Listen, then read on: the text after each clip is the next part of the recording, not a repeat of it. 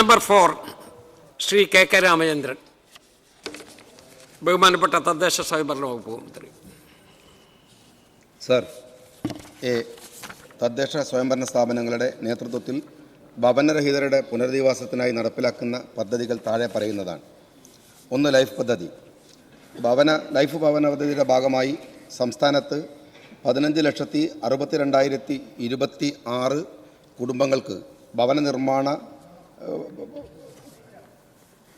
15,62,026 വരെ 6,09,514 കുടുംബങ്ങൾക്ക് ഭവന നിർമ്മാണം ധനസഹായം അനുവദിച്ചതിൽ 5,02,401 കുടുംബങ്ങൾക്ക് ഭവന നിർമ്മാണം പൂർത്തീകരിച്ചു. 1,07,113 വീടുകളുടെ നിർമ്മാണം വിവിധ ഘട്ടങ്ങളിൽ പുരോഗമിക്കുന്നു. ലൈഫ് മിഷൻ മുഖേന നിർമ്മാണം ആരംഭിച്ച ഭവന സമുച്ചയങ്ങളിൽ 4 ഭവന സമുച്ചയങ്ങളുടെയും പാർട്ട്ണർഷിപ്പിലൂടെ നിർമ്മാണം ആരംഭിച്ച 3 ഭവന സമുച്ചയങ്ങളിൽ 2 ഭവന സമുച്ചയങ്ങളുടെയും നിർമ്മാണം പൂർത്തീകരിക്കുകയും ചെയ്തു. 23 ഭവന സമുച്ചയങ്ങളുടെ നിർമ്മാണം വിവിധ ഘട്ടങ്ങളിലായി പുരോഗമിക്കുന്നു.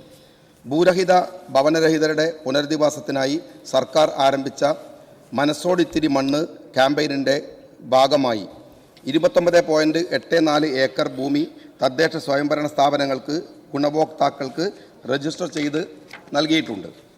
ലൈഫ് കെ ചിറ്റിലപ്പള്ളി ഫൗണ്ടേഷൻ പദ്ധതിയുടെ 1ാം ഘട്ടം മുഖേന 1000 ഭൂരഹിത ഭവനരഹിത കുടുംബങ്ങൾക്ക് ഭൂമി ലക്ഷ്യമാക്കി.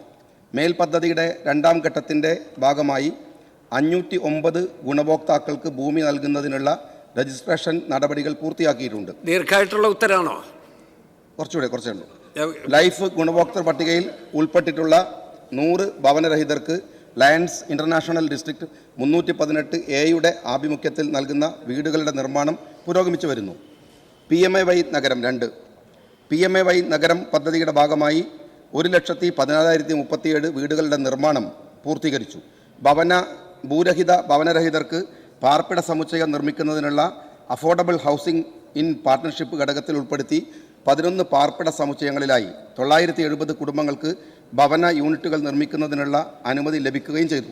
530 യൂണിറ്റുകളുടെ നിർമ്മാണം പൂർത്തീകരിക്കുകയും ചെയ്തു. 3. PMAY ഗ്രാമീൺ 2021-22 സാമ്പത്തിക വർഷം മുതൽ നാളിതുവരെ 34,265 വീടുകൾ പൂർത്തീകരിച്ചു. PM ജന്മൻ പദ്ധതിയുടെ ഭാഗമായി അനുവദിച്ച 1,282 വീടുകളിൽ 63 വീടുകളുടെ നിർമ്മാണം പൂർത്തീകരിച്ചു. മേൽ പദ്ധതികളുടെ പുരോഗതി സംബന്ധിച്ച വിവരം അനുബന്ധമായി ചേർക്കുന്നു. B. തദ്ദേശ സ്വയംഭരണ സ്ഥാപനങ്ങളിൽ അടിസ്ഥാന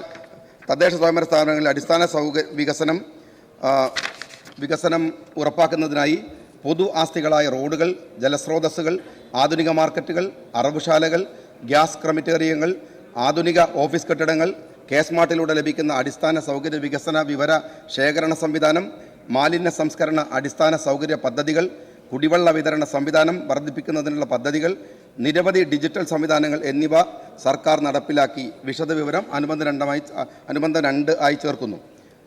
C. സംസ്ഥാനത്തെ നഗരസഭയുടെയും കോർപ്പറേഷനുകളുടെയും സേവന നിലവാരം മെച്ചപ്പെടുത്തുന്നതിനായി നഗര തദ്ദേശ സ്ഥാപനങ്ങളിലെ സേവനങ്ങൾ പൂർണ്ണമായും ഡിജിറ്റൽ പ്ലാറ്റ്ഫോമിലേക്ക് മാറ്റുന്നതിനും പൗരന്മാർക്ക് സേവനങ്ങൾ വേഗത്തിലും സുതാര്യമാക്കുന്നതിനുമായി Kerala solution for managing administrative reformation and transformation നടപ്പിലാക്കി. വിശദവിവരം അനുബന്ധം 3 ആയി ചേർക്കുന്നു. D. കുടുംബശ്രീ നാഷണൽ അവാർഡ് കേരളത്തിലുള്ള തദ്ദേശ സ്വയംഭരണ സ്ഥാപനങ്ങൾക്ക് national quality assurance standard award, Nirmal പുരസ്കാരം, ദീൻദയാൽ ഉപാധ്യായ പഞ്ചായത്ത് ശാക്തീകരണ പുരസ്കാരം, GPD അവാർഡ് തുടങ്ങിയ അംഗീകാരങ്ങൾ ലഭിച്ചിട്ടുണ്ട്. തദ്ദേശ മേഖലയിലെ നേട്ടങ്ങൾ കേരളത്തിൽ ലഭിച്ച അംഗീകാരങ്ങളുടെ വിശദാംശങ്ങൾ അനുബന്ധം 4 ആയി ചേർക്കുന്നു. ശ്രീ കെ രാമചന്ദ്രൻ. സാർ, ഭവനരഹിതരായ എല്ലാവർക്കും സുരക്ഷിതമായ പാർപ്പിടം ഉറപ്പാക്കാൻ 2017 ആരംഭിച്ച ലൈഫ് മിഷൻ പദ്ധതി ഇതിനോടകം 5 ലക്ഷത്തിലധികം പേർക്ക് വീട് വെച്ച് നൽകുന്നതിന് വേണ്ടി കഴിഞ്ഞിരുന്നു. എന്നാൽ UDF സർക്കാർ വന്നതിന് ശേഷം ലൈഫ് മിഷൻ പദ്ധതി നിർത്തലാക്കപ്പെടുമോ എന്നൊരാശങ്ക പൊതുജനങ്ങൾക്കിടയിൽ വന്നിട്ടുണ്ട്. ഈ പ്രശ്നം പരിഹരിക്കുന്നതിന് വേണ്ടി സ്വതന്ത്ര നടപടികൾ സ്വീകരിക്കുമോ? ബഹുമാനപ്പെട്ട മന്ത്രി. സർ, ഇതുമായി ബന്ധപ്പെട്ട ഒരാശങ്ക ഇപ്പോൾ നിലനിൽക്കുന്നില്ല എന്ന് മാത്രമല്ല, ഏകദേശം ഒരു 10 വർഷക്കാലത്തിനിടയിലാണ് 5 ലക്ഷത്തിൽ ചില്ലാനും വീടുകൾ പൂർത്തീകരിച്ചിട്ടുള്ളത്. കേരളത്തിലെ മറ്റെല്ലാ ഭവന പദ്ധതികൾ നിൽക്കുകയും എന്നാൽ ലൈഫ് പദ്ധതി മാത്രം കേന്ദ്രീകരിക്കുകയും ചെയ്തിട്ടാണ് ഈ വീടുകളുടെ പൂർത്തീകരണം വന്നിരിക്കുന്നത്. ഇതുമായി ബന്ധപ്പെട്ട ആശങ്കകൾ എന്തായാലും ഇപ്പോൾ നിൽക്കുന്നില്ല. ശ്രീ സജി ചെറിയാൻ. രണ്ടാം ചോദ്യം ഉണ്ട് സാർ.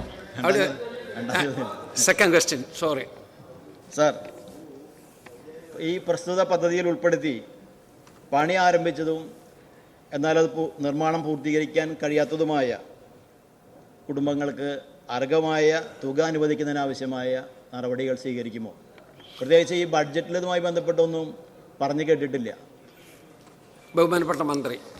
നിലവിൽ 1,07,113 വീടുകളുടെ നിർമ്മാണം വിവിധ ഘട്ടങ്ങളിലായിട്ട് പുരോഗമിച്ചുകൊണ്ടിരിക്കുകയാണ്. തീർച്ചയായിട്ടും സാർ അത് പൂർത്തിയാകുന്നതിനുള്ള നടപടിക്രമങ്ങൾ സർക്കാരിൻ്റെ ഭാഗത്തു നിന്നുണ്ടാവും. അത് ഒരു തരത്തിലുള്ള തടസ്സവും ആ വീടുകളുടെ പൂർത്തീകരണത്തിന് ഉണ്ടാവുന്നതല്ല.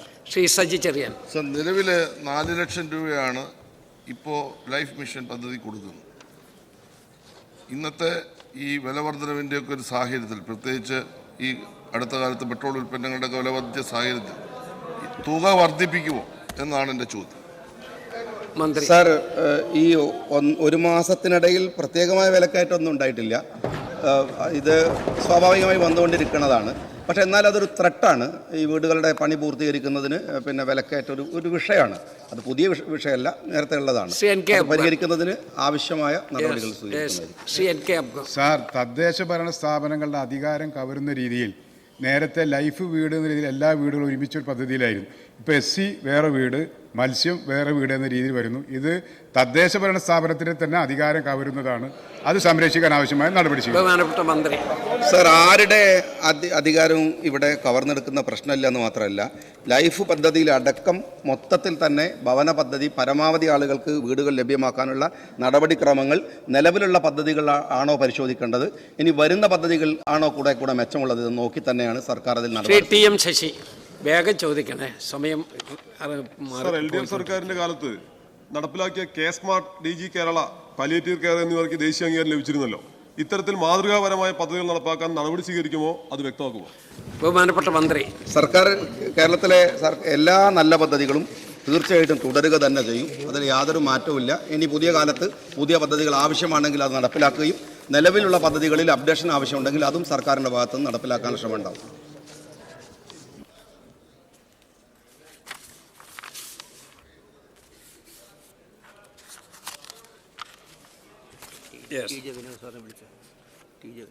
TJ വിനോദ്, വേഗം ചോദിക്കാമെങ്കിൽ. സർ, ഈ PMAY പദ്ധതി തീർന്നു, സമയം തീർന്നു. സർ, PMAY പദ്ധതിയിൽ 50,000 രൂപ സംസ്ഥാന ഗവൺമെൻറ്റിൻ്റെയും 1.5 ലക്ഷം രൂപ കേന്ദ്ര ഗവൺമെൻറ്റിൻ്റെയും 2 ലക്ഷം രൂപ തദ്ദേശ സ്വയംഭരണ സ്ഥാപനങ്ങളുടെ ലോണായി ഹഡ്കോ വായ്പയുമായിട്ടാണ് 4 ലക്ഷം രൂപ കൊടുക്കുന്നത്. ഇതുമൂലം തദ്ദേശ സ്വയംഭരണ സ്ഥാപനങ്ങൾക്ക് വലിയ ബാധ്യതകളാണ് കഴിഞ്ഞ കാലങ്ങളിൽ ഉണ്ടായിട്ടുള്ളത്. ഈ ബാധ്യത പരിഹരിക്കാൻ കഴിഞ്ഞ ഗവൺമെൻറ് കാലത്ത് എന്തെങ്കിലും നടപടി സ്വീകരിച്ചതായി പറയാൻ കഴിയുമോ? 10 സെക്കൻഡ് കൊണ്ട് മറുപടി. തീർച്ചയായിട്ടും അത്തരത്തിൽ ഇത് ഏതെങ്കിലും ഒരു വിഹിതം കുറച്ചെടുക്കുന്നതിനുള്ള ഒരു നടപടിയും ഉണ്ടായിട്ടില്ല.